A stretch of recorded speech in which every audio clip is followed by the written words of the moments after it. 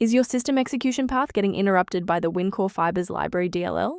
I'm Sophie Chen, a senior Windows support engineer, and I'm ready to repair your OS stability.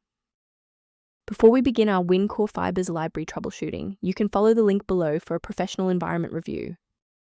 This is the CreateFiber's library, a specialized Fibers API Set Shim.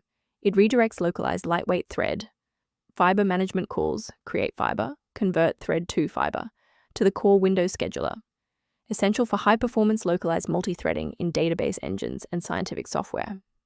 Since we've identified what's missing, let's try the official recovery method. When a core file like CreateFiber's library DLL is missing, it's best to let Windows perform a self-repair. Access an elevated command prompt and run sfc/scan now to synchronize and restore any damaged or missing system-level files. If the application still won't initialize, we need to shift our focus to how the Windows loader is interacting with the library. A standard reboot clears out temporary memory conflicts and gives the Windows loader another chance to properly register the CreateFiber's library component during startup.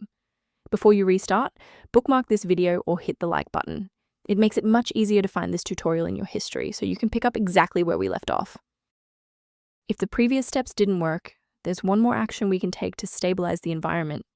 Please pause the video if you need to back up your data before we proceed. If the restart failed to clear the system error, our next step is a deep cleanup of the OS servicing folders. First, open command prompt as admin. Second, you're going to type DISM /online/cleanup-image//restore health, then hit enter. Why are we doing this? Well, uses Microsoft's remote server repository to overwrite damaged system source files and restore your OS framework to its original state.